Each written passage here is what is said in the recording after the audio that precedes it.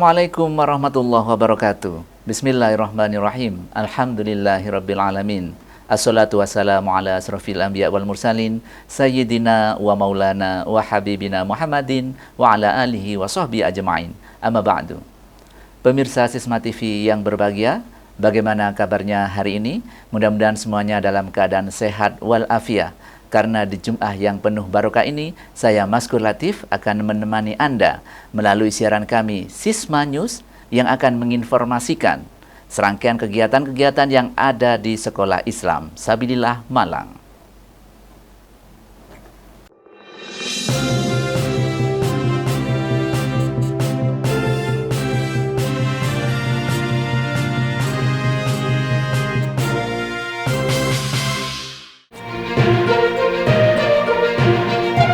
Informasi pertama akan kami hadirkan dari TK Islam Sabilillah Malang, yaitu kegiatan persiapan lomba dalam ajang Pekan Keterampilan dan Seni Pendidikan Agama Islam. Pemirsa, minggu ini TK Islam Sabilillah Malang tengah mempersiapkan siswanya untuk mengikuti dua macam lomba, yaitu dalam ajang Pekan Keterampilan dan Seni Pendidikan Agama Islam tingkat Provinsi Jawa Timur. Kedua lomba tersebut adalah lomba menyanyi berkelompok dan lomba pidato. Karena masih dalam masa pandemi COVID-19, maka teknik pelaksanaan lombanya masih melalui daring.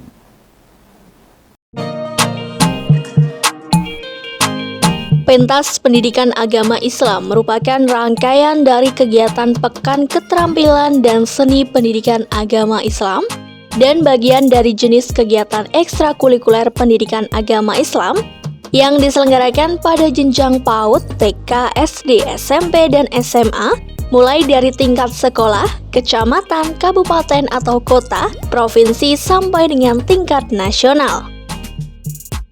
Kegiatan ini bertujuan untuk memberikan kesempatan kepada para siswa yang beragama Islam untuk mengembangkan dan mengekspresikan diri, bakat, minat, kemampuan, dan potensi pada aspek keterampilan dan seni pendidikan agama Islam. Juga membangun aspek emosional cohesion dan spiritual cohesion yang baik serta membangun ukhuwah Islamiyah di kalangan guru, orang tua, siswa, dan pengelola pendidikan. Tahun ini di TK Islam Sabilillah Malang berkesempatan mewakili Kota Malang dalam ajang tingkat Provinsi Jawa Timur untuk dua cabang lomba, yaitu menyanyi berkelompok dan lomba pidato atau dai cilik. Alhamdulillahirrabbilalamin, TK Islam Sabilillah Malang dalam hal ini ikut dalam kegiatan Pekan Keterampilan dan Seni Pendidikan Agama Islam yang diadakan oleh Kemenak Provinsi. Dalam hal ini tahapannya mulai dari tingkat kota. Alhamdulillah kita mewakili tingkat kota Malang dalam lomba menyanyi dan pildacil. Untuk menyanyi kategori grup, bukan vokal, grup terdiri dari 3 siswa, yaitu Mbak Citra, Mbak Kamelia, dan Mbak Sayyidah Fanza. Nah, latihannya setiap hari dilaksanakan mulai pukul 7 sampai pukul 8, dibimbing langsung oleh pelatih vokal TK Islam Sabilillah Malang, yaitu Mas Chandra Mahardika, dan didampingi oleh pendamping ekstra vokal yakni Teacher Reni. Untuk yang kedua, pildacil, karena belum ada di ekstra pilihan, namun tetap kita menggali bakat Ananda. Alhamdulillah ada perwakilan tingkat kota yang mewakili kota Malang dari TK Sabilillah adalah Mbak Kinar, Ananda Kinar dari kelas B2. Alhamdulillah setiap hari juga sudah latihan secara online karena Ananda berada di Depok saat ini. Nah, latihannya secara online dengan pelatih yaitu Teacher Silvi dan pendampingnya Teacher Anna. Setiap hari dilaksanakan setelah Ananda selesai pembelajaran online. Mohon dukungan, semoga Ananda perwakilan dari Kota Malang, dalam hal ini dari TK Islam Sabilillah untuk lomba menyanyi dan lomba pildacil dapat memberikan yang terbaik, memberikan prestasi terbaik mereka, dan mereka bisa masuk ke dalam 6 besar harapannya di tingkat provinsi nanti. Yang nanti kedua, kalau masuk 6 besar, Ananda bisa langsung secara daring dipilih di kantor Kemenak Jatim. Karena masih dalam masa pandemi, maka lomba yang diadakan masih melalui daring, yaitu dengan mengirimkan hasil rekaman berupa video baik menyanyi maupun pidato. Dengan latihan yang intensif dan penuh semangat, diharapkan siswa TK Islam Sabilillah Malang ini akan mampu memberikan prestasi yang membanggakan bagi lembaga dan kota Malang pada umumnya. Pemirsa, jangan kemana-mana karena setelah ini akan kami hadirkan informasi dari Lembaga Pendidikan Islam Sabilillah Malang, yaitu mengenai pengukuhan guru besar salah satu tim pengembang Lembaga Pendidikan Islam Sabilillah Malang.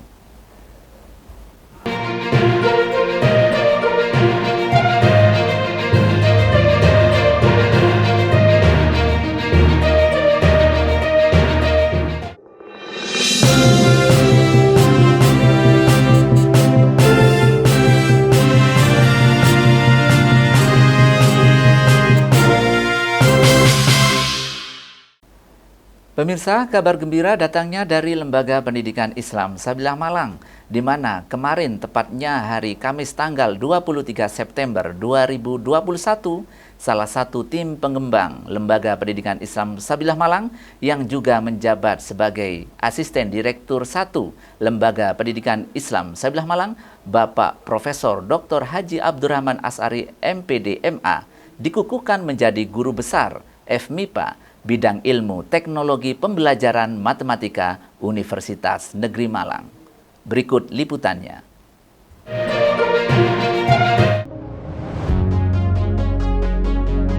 Kamis 23 September 2021 merupakan hari yang sangat bersejarah bagi Bapak Profesor Dr. Haji Abdurrahman As'ari, MPD MA, salah satu tim pengembang sekaligus asisten direktur 1 Lembaga Pendidikan Islam Sabilillah Malang.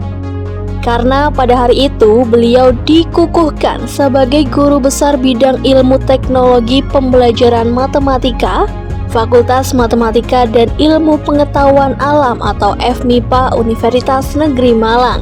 Sebelum pengukuhan yang berjalan secara khidmat tersebut, Profesor Asari, sebagaimana beliau akrab dipanggil, menyampaikan pidato ilmiah sekaitan dengan karya tulisnya yang bertema pembelajaran untuk memandirikan dan mendorong anak berpikir kritis. Makna pengukuhan sebagai guru besar ini bagi Prof. Asari Apa yang maknanya ya? Nggak ada maknanya apa-apa bagi saya. Biasa saja. Ya hidup harus dilalui gitu aja. Bahkan kalau saya tuh suka nggak pakai acara pengukuhan segala, yang penting langsung bekerja action. Itu aja. Ya, sembarang ngerti aku maknanya tuh. Terus setelah ini di bidang, tentunya Prof selalu berkarya di bidang pendidikan, ini bagaimana ke depannya, Prof?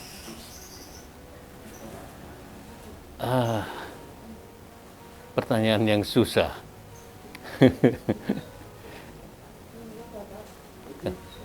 Karena prinsipnya bagi saya itu hidup adalah perjuangan terus-menerus.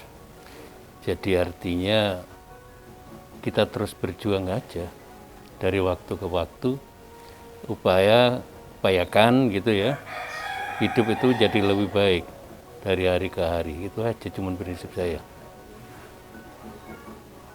Kemudian dalam pidato tadi itu yang sangat menarik itu temanya bagaimana mengembangkan pembelajaran yang mewujudkan siswa itu berpikir Kritis. Oke. Gimana, Prof?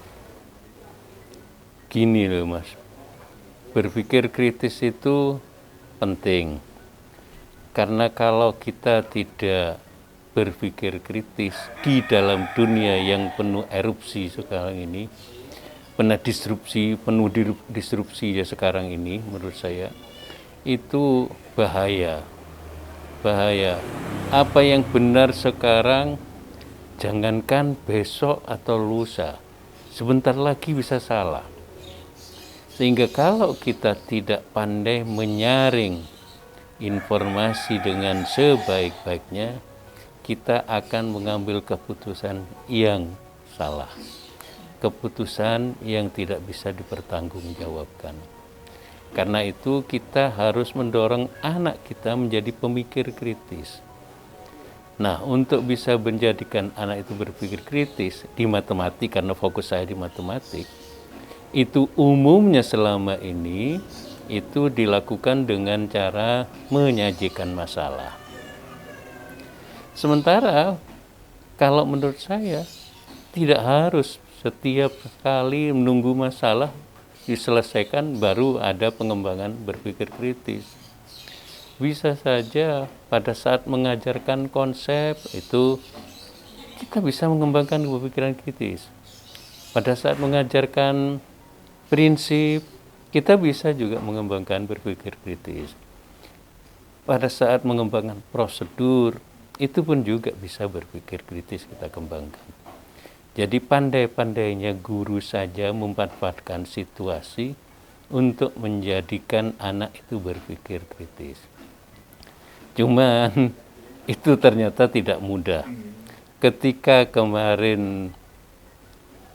minggu kemarin saya mengirimkan semacam Google Form untuk meminta guru-guru menuliskan pertanyaan-pertanyaan yang mendorong anak untuk berpikir saja tapi tidak berpikir kritis. Itu hampir semua pertanyaannya tidak ada yang menuntut anak berpikir kritis. Jadi hampir tidak ada. Nah, itu berarti pemikiran kritis sepertinya belum menjadi sesuatu yang diutamakan oleh para guru. Jadi hanya sekedar berpikir biasa. Bahkan banyak pertanyaan-pertanyaan yang menurut saya itu tidak thought-provoking question. Tidak berupa pertanyaan yang mendorong berpikir tingkat tinggi. Biasa-biasa aja gitu. Nah, itu menjadi PR yang sangat berat bagi pendidikan ke depan. Gitu.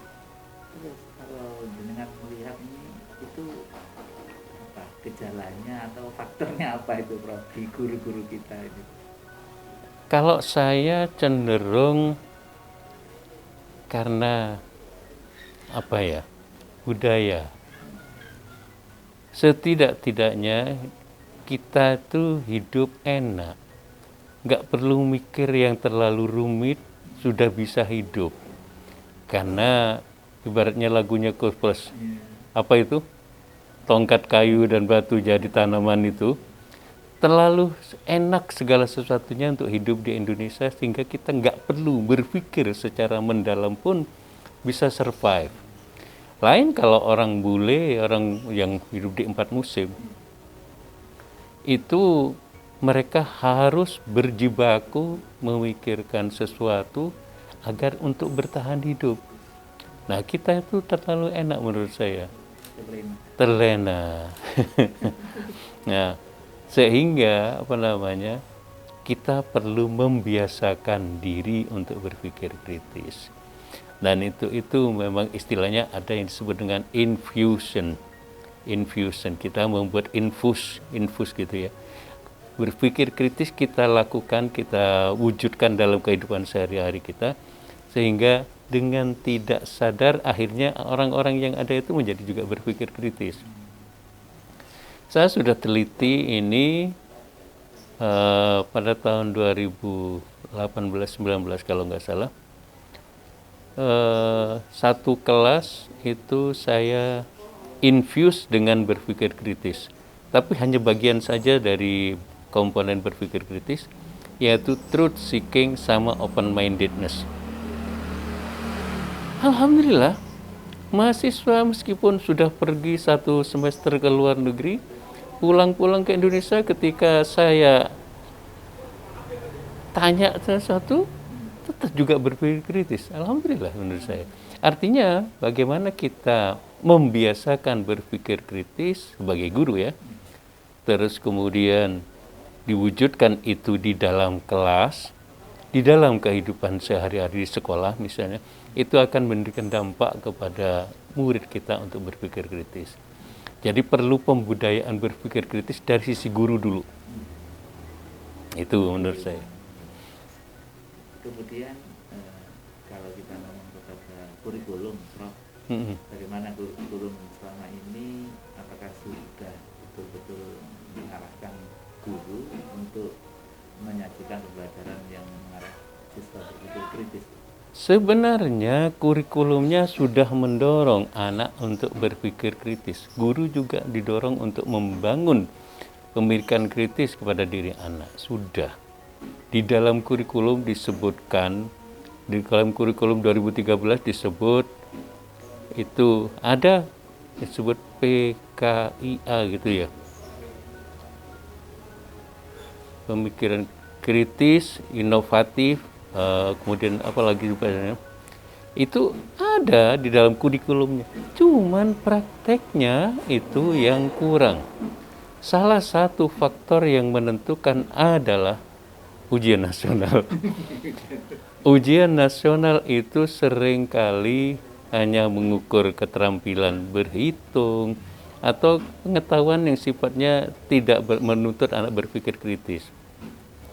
Akibatnya, gurunya juga teaching to the test. Jadi ngajar bagaimana tesnya nanti. Karena ngajar bagaimana tesnya nanti, sementara tesnya tidak mengembangkan berpikir kritis, ya akhirnya terjadi semacam itu. Jadi sekarang ini, AKM, kalau kita lihat itu ada peluang untuk mengembangkan berpikir kritis. Karena ketika soal numerasi itu ada 3 level. Level pertama itu adalah understanding. Level kedua applying, level ketiga adalah reasoning, penalaran. Dan reasoning ini sebenarnya di matematik itu tidak ada yang tidak reasoning. Semuanya reasoning. Cuman reasoning dalam AKM ini spesial. Beda dengan reasoning matematik pada umumnya. Reasoning pada AKM ini boleh dibilang menuntut anak berpikir kritis kreatif. Itu. Nah, kalau nanti anak-anak kita arahkan supaya nanti berhasil dalam AKM, pastilah setidak-tidaknya itu akan ada arah-arahan dari guru untuk mengembangkan berpikir kritis juga. Belum lagi di dalam survei karakter yang mengukur tentang pelajar Pancasila, di dalamnya itu adalah kemampuan berpikir kritis di dalamnya juga. Sehingga insya Allah nanti kemungkinan anak untuk berkembang kemampuan berpikir kritisnya itu akan lebih besar sekarang ini. Baik, Prof. Mungkin yang terakhir himbauan jenengan, ini kan guru mungkin sudah mengarah ke situ, kurikulum juga dengan AKM ini. Nah ini untuk menyiapkan orang tua harus bagaimana yang terhadap pendidikan? Orang tua memang perlu diajak omong bahwa pendidikan sekarang berubah, bahwa pendidikan orientasinya berubah, tidak lagi sekedar menumpuk pengetahuan yang sifatnya apa istilahnya ya hanya bisa diomongkan saja, melainkan yang paling dipentingkan sekarang itu adalah applicative knowledge, pengetahuan yang sifatnya aplikatif. Ketika dihadapkan dengan masalah tertentu, anak diharapkan bisa menerapkan apa yang diketahuinya di sekolah untuk memecahkan masalah tertentu tersebut. Jadi itulah, dan itu nuansanya numerasi dan literasi. Jadi insya Allah kalau orang tua sudah memahami ini, ada sosialisasi semacam ini kepada mereka, insya Allah nanti juga akan berubah. Tidak lagi hanya sekedar ingin anaknya tahu macam-macam, tapi sekarang ini anaknya tahu dan bisa menerapkan. Itu yang paling penting. Nanti itu memang harus diajak ngomong orang tua. Perlu. Kadang masih ada yang mementingkan nilai dulu. Ada yang masih begitu karena memang beliau belum tersosialisasikan bagaimana sebenarnya yang dikatakan pintar dalam hal ini. Pintar dalam hal ini sekarang ini, pintar dalam abad 21 itu adalah memiliki posis,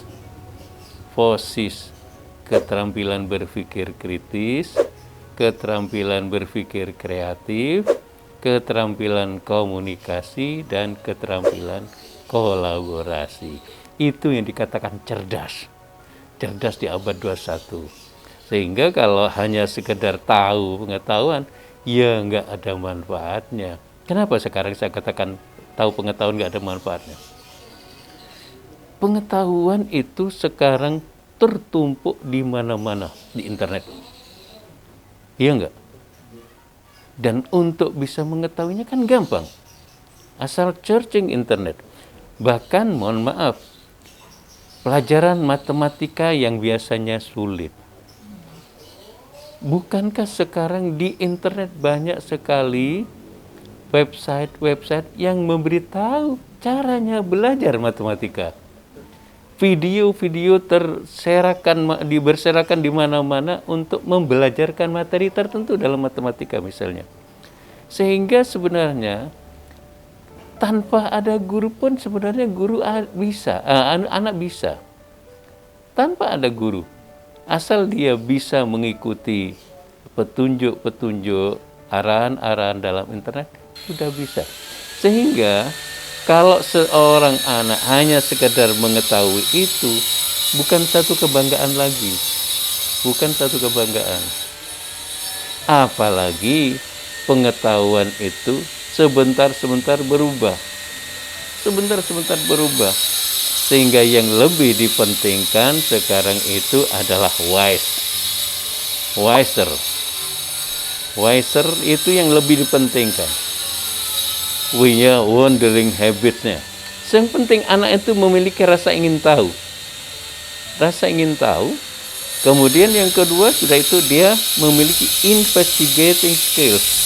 Memiliki keterampilan untuk mencari tahunya. Tapi pertama kali harus komit. Memiliki komitmen. untuk mencari tahunya.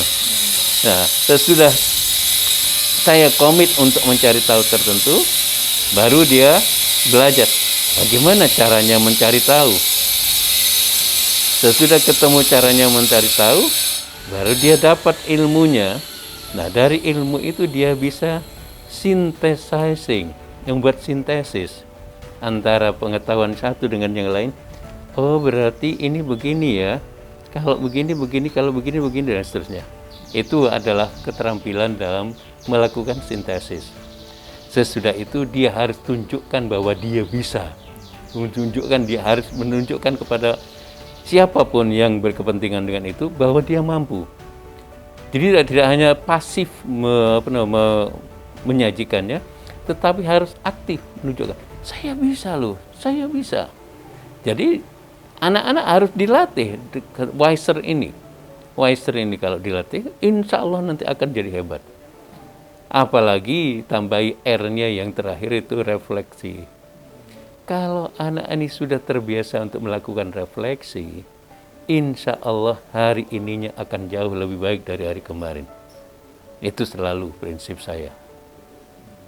Gitu.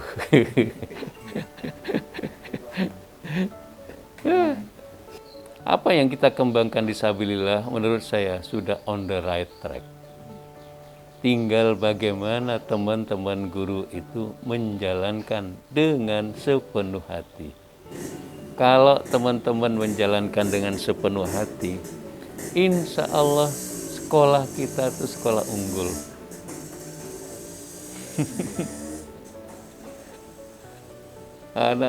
Anak-anak kita kan bisa kita cetak menjadi anak-anak yang unggulan, Pak. Betul. Saya yakin dengan seyakin-yakinnya.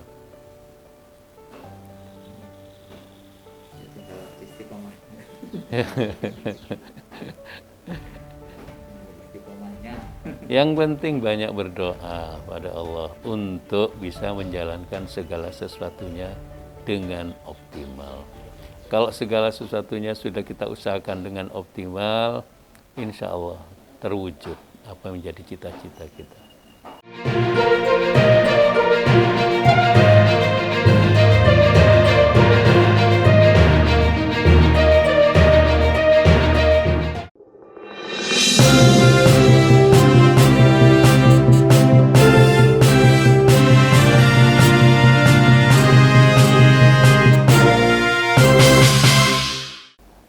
Pemirsa, pendidikan dalam Islam sangat menjadi perhatian khusus, sehingga Rasulullah pernah bersabda yang artinya, tuntutlah ilmu walau sampai ke negeri Cina.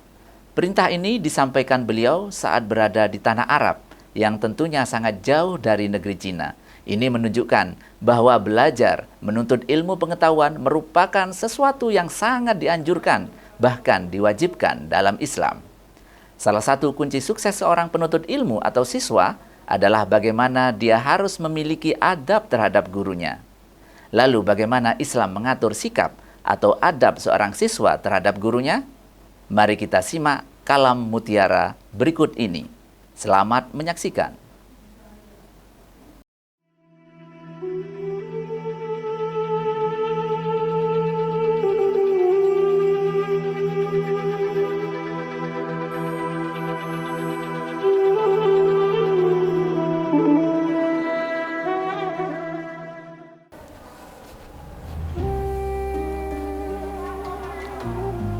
Bismillahirrahmanirrahim. Assalamualaikum warahmatullahi wabarakatuh. Alhamdulillahirabbil alamin. Wa bihi nasta'in ala umuri dunya waddin. Wassalatu wassalamu ala asyrafil anbiya'i wal mursalin sayyidina wa maulana Muhammadin wa ala alihi wa sahbihi ajma'in. Allahumma salli ala sayyidina Muhammadin salatan tawfiru bihadz dzunub wa tuslu bihal qulub wa tantaliqu bihal usub wa talinu bihas su'ub wa ala alihi wa sahbihi wa man ilaihi mansub. Rabbi shrah li sadri wa yassir li amri wahlul 'uqdatam min lisani yafqahu qawli. Amin ya rabbal alamin. Pemirsa Sisma TV yang dirahmati oleh Allah Subhanahu wa taala. Dewasa ini sering kita jumpai fenomena yang sangat menyayat hati, yang mana murid atau siswa berani melawan kepada gurunya sendiri. Oleh sebab itu, perlu kita bekali siswa atau peserta didik kita dengan yang namanya akhlak dan juga adab, supaya mereka menjadi anak yang bisa memberikan teladan dan bisa membahagiakan kita sebagai guru serta kepada kedua orang tua nantinya. Pemirsa Sisma TV rahimakumullah, perlu kita ketahui terlebih dahulu, siapakah guru itu? Guru di sini ialah seseorang yang diberikan ilmu oleh Allah Subhanahu wa taala, yang mana dengan ilmu yang dia miliki, ia transfer kepada seseorang supaya orang tersebut mempunyai ilmu, yang mana ilmu tersebut bisa menjadi bekal dia ketika dia mengarungi waktu di masa depannya kelak. Selain itu juga, tugas guru tidak hanya mentransfer ilmu yang ia miliki kepada muridnya, tapi ia juga harus bisa memberikan pendidikan dan juga bisa memberikan suri tauladan yang baik kepada murid atau siswanya. Yang mana tugas yang dimiliki oleh guru tidak hanya memberikan ilmu, tapi juga memberikan pendidikan yang baik serta memberikan contoh suri tauladan yang baik. Allah Subhanahu wa taala berfirman dalam Al-Qur'an yang berbunyi, A'udzubillahi minasyaitonirrajim. Bismillahirrahmanirrahim. Wa idza qila fanshuzu yarfa'illahu alladhina amanu minkum walladzina utul ilma darajat. Makna dari ayat ini ialah menjelaskan kedudukan atau kemuliaan yang diberikan oleh Allah Subhanahu wa taala kepada seorang guru, yang mana guru ini mempunyai ilmu. Berkat ilmunya itulah Allah mengangkat derajatnya. Oleh sebab itu, sudah sepantasnya kita sebagai orang yang menuntut ilmu menghormati serta tawaduk kepada beliau ketika kita menuntut ilmu atau mencari ilmu kepada beliau. Seorang murid tidaklah bisa mendapatkan ilmu yang barokah, tidaklah bisa mendapatkan keberkahan dari ilmu tersebut apabila tidak dilandasi dengan adab yang baik, akhlakul karimah, serta tindak tanduk kepada gurunya ketika ia menuntut ilmu. Salah satu ulama mengatakan, tidaklah ada ketakutan yang ada di dunia ini selain ketakutan atau kemarahan dari seorang ulama dan juga seorang guru. Maka dari itu, sudah sepantasnya kita sebagai seorang murid pandai-pandai menjaga perasaan seorang guru. Karena apabila guru kita tersakiti sebab tingkah laku kita, tindak tanduk kita, otomatis itu juga akan berkaitan erat dengan keberkahan ilmu yang nantinya akan kita dapatkan. Pemirsa Sisma TV rahimakumullah, oleh karena itu penting seorang murid untuk membekali dirinya dengan adab-adab yang baik kepada gurunya. Yang mana Hujjatul Islam, yakni Al-Imamul Ghazali mengatakan dalam salah satu risalahnya, beliau menerangkan terkait dengan hal-hal yang harus dilakukan seorang murid ketika ia menuntut ilmu. Yang pertama, hendaklah ia memberikan uluk salam kepada gurunya. Maksud dari hal ini ialah ketika seorang murid berpapasan ataupun bertemu dengan gurunya, hendaklah ia tidak malu, tidak segan, serta menunjukkan rasa hormatnya dengan cara memberikan salam terlebih dahulu kepada gurunya. Jika satu hal ini ia lakukan, insya Allah hati guru akan senang, serta keberkahan ilmu akan ia dapatkan dari guru yang ia cari tersebut. Yang kedua, tidak mengeraskan suara ketika di depan beliau. Banyak sekali siswa saat ini ketika tidak diminta oleh gurunya untuk menjelaskan suatu hal, tanpa ada izin terlebih dahulu, ia tiba-tiba mengeluarkan suaranya dengan suara yang lantang. Nah, sebagai bentuk kita beradab kepada guru kita, alangkah lebih baiknya jika kita ingin mengeluarkan suara kita, mengeluarkan pendapat kita, alangkah lebih baiknya, lebih bijaknya jika kita mendapatkan izin terlebih dahulu dari guru kita tersebut. Yang ketiga, yakni pandai-pandailah menjaga perasaan atau menjaga nama baik guru tersebut. Karena apabila perbuatan tercela kita yang kita lakukan, lantas guru kita mengetahui tingkah kita tersebut, otomatis guru tersebut akan merasa kecewa, merasa sakit hati, hatinya akan tersakiti karena sikap atau tindakan kita yang sudah tidak baik tersebut. Oleh sebab itu, penting kita miliki adab-adab ini, kita perhatikan adab-adab ini, supaya kedepannya kita sebagai murid mendapatkan keberkahan ilmu, yang mana dari keberkahan ilmu nantinya akan menjadikan kita pribadi yang baik di masa depan.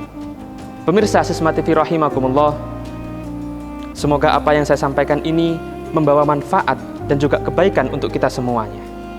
Utamanya untuk kita yang saat ini sedang menuntut ilmu, semoga ilmu yang kita raih, ilmu yang kita mendapatkan ridho dari guru kita, dan dari ridho tersebut semoga kita mendapatkan ilmu yang bermanfaat dan barokah ketika kita nanti di masa depan.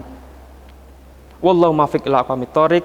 Assalamualaikum warahmatullahi wabarakatuh.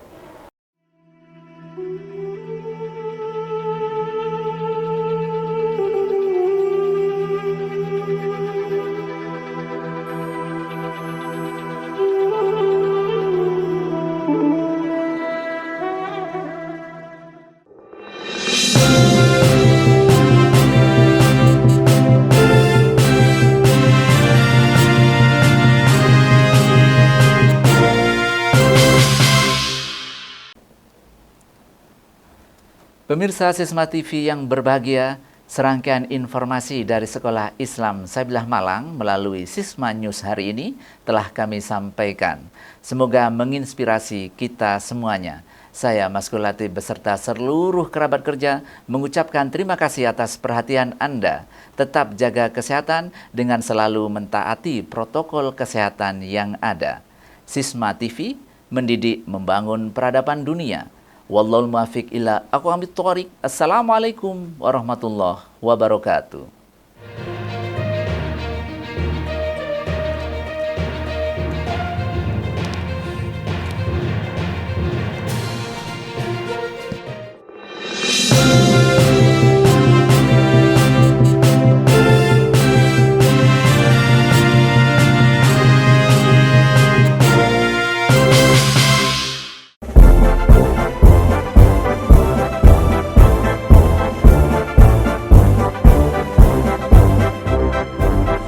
Sekolah Islam Sabilah Malang, lahir dari ulama berpikir cemerlang, masih sebagai pusat peradaban gemilang.